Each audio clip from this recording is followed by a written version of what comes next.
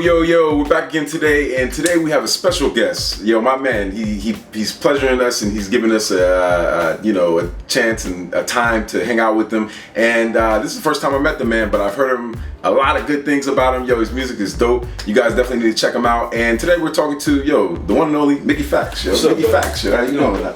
Good. How you doing, King? You doing good? I'm all right, man. How you feeling? I'm chilling.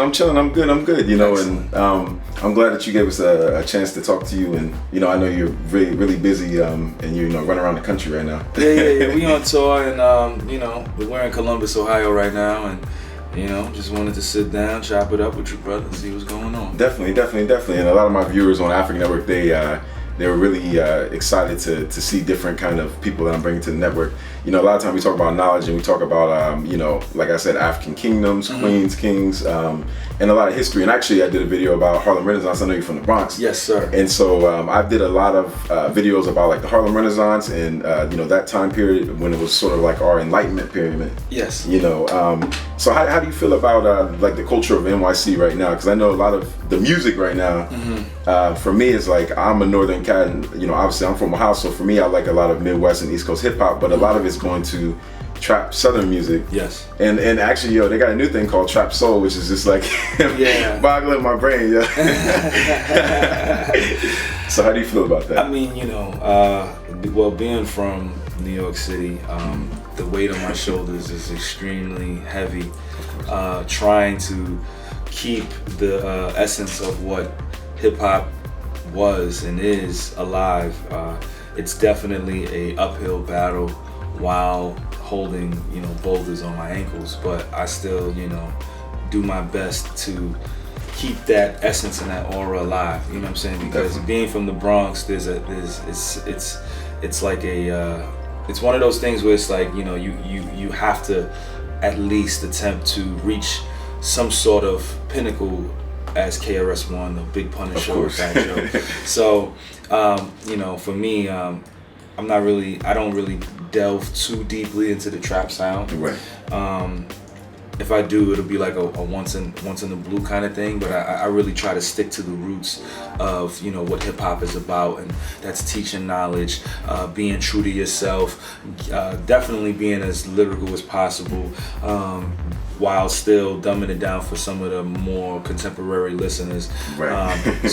But for the most part, the sound in New York, we're still trying to find ourselves, being that we have Hot 97 and Power 105. They dictate what plays on the radio, so a lot of us kind of get caught up in that. But I stick to what I feel is best, and that's pushing forward with my agenda. Of course, I agree. Because for me, it's like and I'm glad you said that, because for me, it's like when I was in New York maybe like a year ago, and I'm running around all the place. And when I was in New York, I was on the subway, right. And I heard somebody listen to it, and I'm like even his speech was starting to change a little bit, because like even in Ohio it's like that a little bit too. Like I feel like when I was growing up, everybody was wearing Timbs, and everybody was on Bone Thugs and Harmony or Nas or whatever it might be, right? Northern hip hop. And now I sort of see that slow shift. Yeah, I see that slow shift, and nothing against Southern hip hop. I'm just not gonna front. Trap music is not my favorite type of Southern hip hop and sound. Yes. And I can relate as another brother, but I can't relate in the sense that I'm from up north, and it's just not, trap music is not, like they call it the trap, we call it the spot, things like that. Just different lingo and things of that nature. So I agree. Not hating on the brothers that do it, but just I agree. I like the more traditional sound. Right.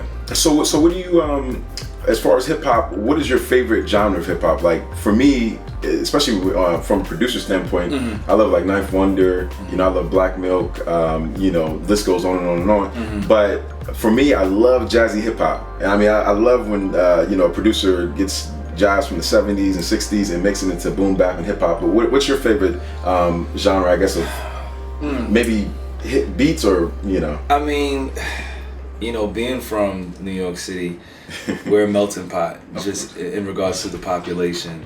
So I have a very big love for different sounds in music. So anything with resolves, I'm pretty much a fan of. So a resolve beat would be like my boo, like dum dum do. I like bass lines that do that. Me too.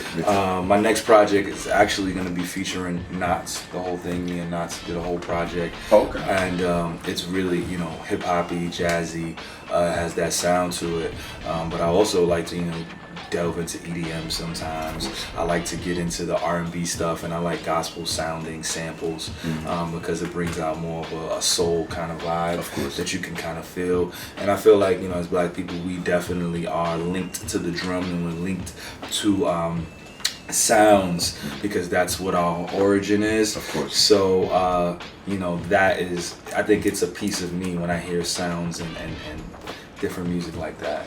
I agree, because it's funny because with me, I listen to a lot of different kind of music. Growing up in the Midwest, soul and funk is a big thing. Especially with Motown. My parents, man, you can tell me the stories my mom and dad tell me was going up to Detroit back in the day when it was in its mecca, heyday, was amazing stories, or Chicago, or even Ohio with Isley Brothers coming from, around Ohio, and just a whole bunch of different kind of people. But for me, I listen to all spectrums of African American music, meaning that I listen to jazz, I listen to funk, I listen to soul, I listen to house, and all that kind of things. So I love things like that, but I'm into anime. I love Japanese anime. Oh, wow. So I listen to Japanese rock and roll, and it's funny to see their interpretation of our music and how the Japanese especially, they take our music and they sort of keep it at its heyday. Right. Like you really, you'll hear maybe some trap music in Japan, but when I was there, it's mostly like real hip hop, and the hip hop scene is alive, and jazz and rock and roll and things like that. So I agree with you. I listen to all kinds of different kind of music. I listen to Puerto Rican jazz. I listen to Brazilian jazz. All kind of things. Wow, that's incredible. So definitely. So I was going to ask you as well. I know you had your Honda Accord days. You had your Honda days, and it's funny about it because I'm a big Japanese car guy. Okay. And so I had a Honda S2000 that was supercharged a couple years ago, and I'd be ripping up around Columbus with my car buddies, and before that I had Nissan 240s and drifting and all that kind of stuff. I'm into circuit racing. Wow, that's crazy. So I was going to ask you, like, as far as your favorite car, whether it be American, European. Actually, we're going to do it like this. We're going to go American, European, Japanese. What's your favorite car? Or maybe either one car or two cars, right? Top two cars. So America right now. America. My favorite car is something that I always wanted when it first came out. I remember when these cars first came out. Cadillac CTS. Okay. I always really loved the Cadillac CTS. When they did the drop top, I loved that as well. I always was a big fan of the Cadillac. As far as Japanese, is Lexus Japanese? Yes. Okay, so my favorite Japanese car is definitely the Lexus SC430. Oh man, you my real brother for real now. You my real brother for real now.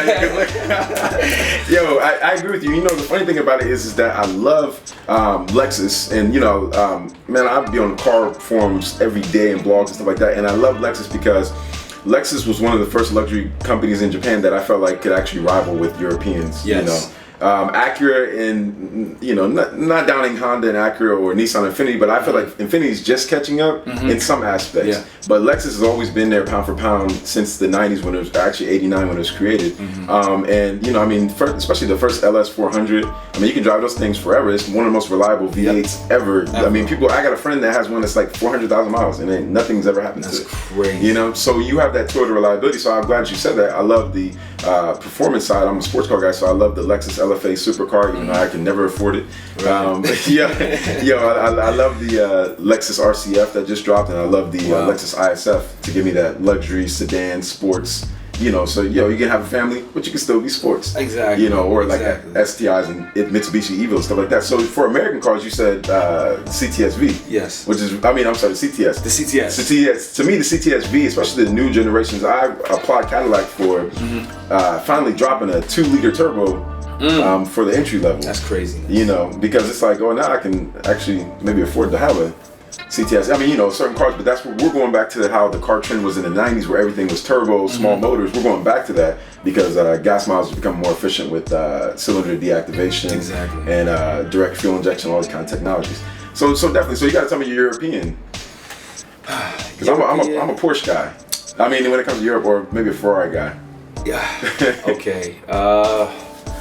When I was in Vegas, I rented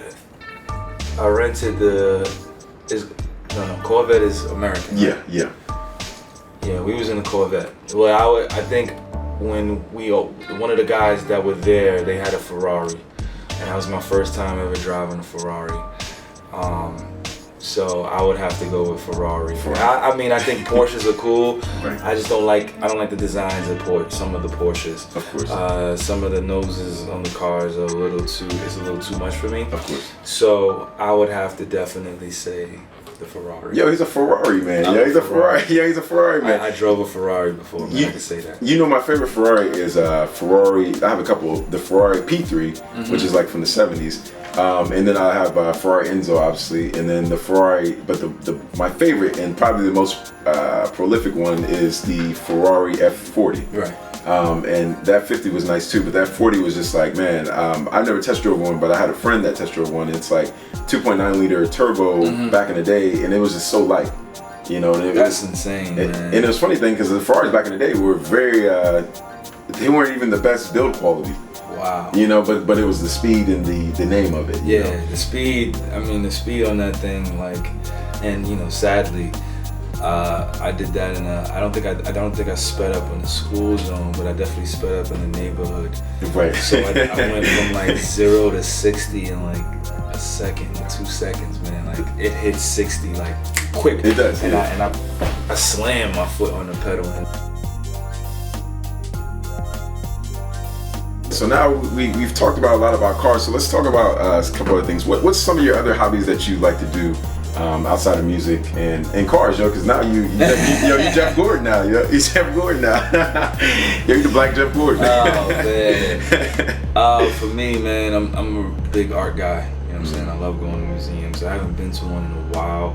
I'm doing myself a disservice by even saying that, but you know, I definitely love to get into art and all different types of art, from contemporary to street graffiti art to African art, Japanese art. You know, I'm into all of it. I think, you know, the exquisiteness of what people do and how they create is always intriguing to me. So that's one of my favorite hobbies, aside from comic books and movies and video games.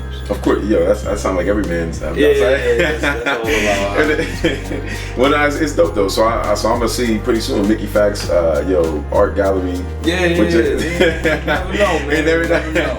Ever. Right, definitely, and I like that because man of many things, right? Versatile, you know. Yes. And in the universe, I always talk about here, it's yin and yang. You know, it's always evil and good, but just the whole process of circular, 360. Exactly. So yeah, I definitely agree. I like a lot of art too. A lot of times I used to draw anime. Oh yeah. I've been a little rusty on it now, but I have a thing where I wanted to create like the first African American car company. So I draw a lot of like car designs. Like I said, I'm a little rusty because I stopped drawing for like 10 years, and I should have never did that. Yeah. But then when I got back to it and I started to doodle and stuff, and I'm getting a little bit better. Back to where I was at. Nice. So yeah, so definitely, I love art as well. It's funny. I just got one of my friends, a Somali friend, Rahim.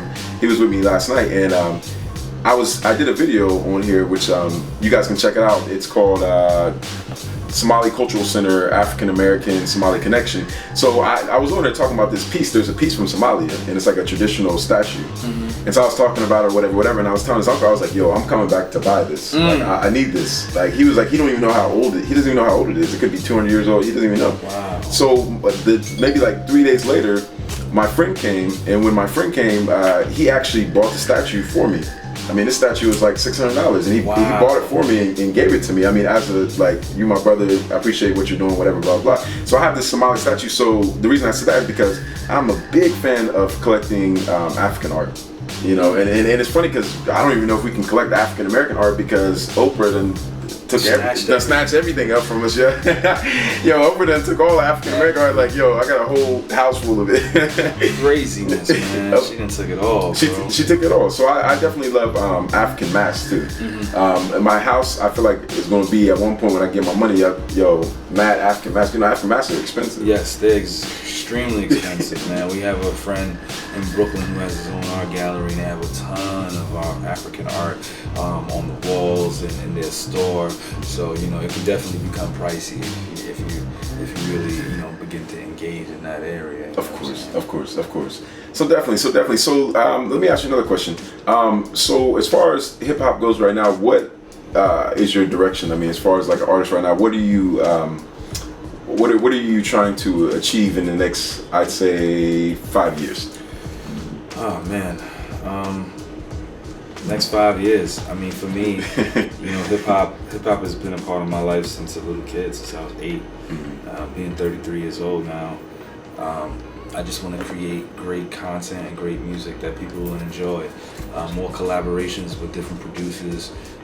Definitely expanding the minds of people who listen to me, being as creative as possible, trying new and different ways to create songs and different content ideas. And I have so many ideas that I want to just get out.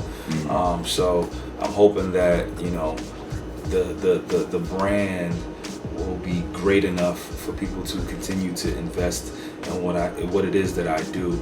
I'm working on right now the Knots project, which is almost complete. Just waiting for a couple more verses. We got Talib Kweli on there. We got Fonte on there. We got Blue on there. We got Currency and Smoke Diz on there, and potentially either Asher Roth or Styles P. That's what's up. And then after that, working on my debut album, which I've been working on for years and years and years. Of course. And then next year we're gonna get into, the sequel to my Mickey Mouse project, maybe another Love Lust Lost. I'm considering doing a gospel hip hop project, and I want to do a special EP that deals with dreams. I'm not gonna get too deep into that, but it's something that I want to do. Yo, it's exclusive dream things right here going on. I'm a big fan of listening to what your dream set. Yes. Whether it be the ancestors coming through or whatever it might be. You know what I'm saying? Right. I had a dream the other day, and I was talking to one of my peoples about it. I said, let me not share this with everybody, because this was something that was maybe just for me, Right. And being a Cancer, like, we're just dreamers, period. And after reading Interpretation of Dreams by Sigmund Freud, I just felt that this is something that everyone does it. So it should be something that everyone can relate to. So I'm hoping that this dream project that I'm going to be working on in the next couple of years will be something that people will appreciate for years to come. I try to make projects that stand the test of time, and I'm hoping that these next couple of ones do the same. Of course, I agree. And like I said, I love your music, and you said the next thing your project you're working on right now is with has Currency on it. You said Talib. Yes. Yo, I mean, you got legends on here, man. What's going on, man? Where have I been? I'm supposed to be on the track. Where have I been? It's funny, I have the luxury of saying that because I MC a little bit, but I'm not an MC, so I have the luxury to poke at y'all a little bit. Right.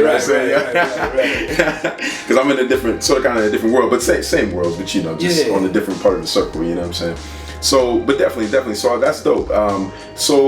Next question is that I'm going to ask you is that as far as your music goes, what do you think was personally to yourself, what was your most successful piece of work to yourself? Not necessarily what fans think, but to yourself, what was something that you really loved and enjoyed making, whether it be a song or... Mickey Mouse. My Mickey Mouse project is potentially one of the best things I've ever created.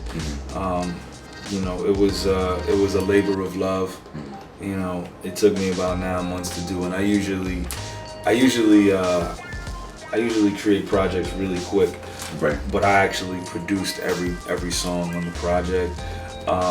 It was basically the concept of Mickey Mouse is a street graffiti artist in the 80s as a kid, and he grows up, he's homeless, his parents kick him out, and he's on the streets and he's trying to fend for himself and live by selling his art. And he's in New York City as hip hop is beginning, so he's seeing the beginnings of hip hop. He's seeing what crack is doing to his neighborhood. He's seeing the racism that's going on in the 80s. And, he meets Andy Warhol, Keith Haring, and Basquiat, and he's tutored by them. And then he begins to get a name overseas. He's over there working, and then he comes back to America with a little bit of fame, gets caught up with some drugs and some women, contracts HIV, and I leave the story right there. Wow. It's like a cliffhanger. Yeah, definitely. But it's all just things that I wanted to create from the top of my head and put it out there. So, with the reception of that and just creating it every day, wearing the same outfit for like 9 months, was I had to become the character, let my hair grow, I didn't cut my hair. You know, it was a very artistic project that people loved to death. So I'm excited to work on part 2. You know what I'm saying? That's going to be dropping hopefully next year. I'm going to devote the same amount of time that I did the first one to the second one. Of course. And, you know, it's going to be based in the 90s. And, you know, we're going to see what happens with Mouse as he's dealing with HIV and how that's, you know, how he's coping with it. Yo, man, you can't be giving cliffhangers like that, man. I'm over here like, yo, I want to know now. Yo, I want to know now. And you know what's so dope about that is that I love that concept because I feel like there's not enough stories told about graffiti and just like graffiti artists, you know. I mean, right there, I heard a black anime, yo. I'm not trying to steal your idea or anything, but yeah, that'd be dope to have a black anime with graffiti artists. That would be nice. You should think about that. Well, yeah, I mean, I'm for part 2, you know, I'm working on some really creative things as far as merch and promo in order for the people to get more involved with it. So, you know, we're looking at, you know, getting Walkmans with tapes so you can listen to it on a Walkman just for this specific tape. We also, you know, working on a comic book, but we have to start the comic book now because, as you know, creating a comic book takes about 9 to 12 months. Yeah. So, you know, I'm investing in it, putting some money away so we can have a comic book to sell as merch as well. You know what I'm saying? So it's a lot of things that I'm preparing for Mouse because a lot of the fans really want to know what happens to Mouse in the next project. So I'm excited. Of course, yo, Mouse. Yeah, I hope everything goes good for you, Mouse. Yeah. You know what I'm saying? Me too, bro.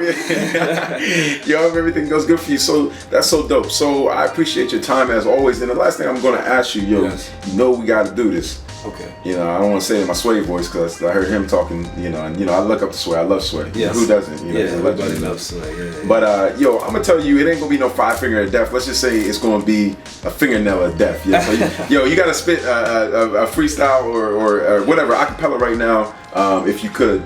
Okay. You know, I would, but I'm gonna leave that to you. You gonna leave that to me? Yeah, I'm gonna leave that to you. Okay. And then African Network, it would be dope if you throw some Black history in there, maybe, you know, Somali, whatever. And also, yo, shout out to African Network. You know, I need you to throw African Network in the rhyme, yo. Wow. Okay. Okay. All right. So listen. Home of the brother man. I think a piece of my soul's in the motherland. D'Angelo, I can't wait to tell him. Africa, feel like the landscape of heaven. Outsiders came, got rich and comfy. Donald Goyans that came and pimped the country. They snatched and leached off every natural resource and left them from dead. They ain't have no retort. I have to remorse and quote the glory of hope and stories. So don't ignore me. We persevered through the hurt and fears. Left for dead, we ain't worked for years, but then again, the wealth is in the soil. It's in the ivory, the diamonds, the oil. So time after time, we've been royal because we dying and trying to be loyal. Egyptians said that spaceships came way before the slave ships came. Before the Caucasian's name was placed in history as hate and shame. Blood, sweat, and tears was dripped into the earth. Left us all dry. We still can quench our thirst. You know how I go, man. It's the best work. Gotta give a big shout to African Network. Yo, how could you even, I appreciate all the love, but Yes, I appreciate everything, yo, and the fans that really appreciate this and, you know, taking your time and kicking it with us. And What's up? Hey. Shalom. What up? Hi. Africa.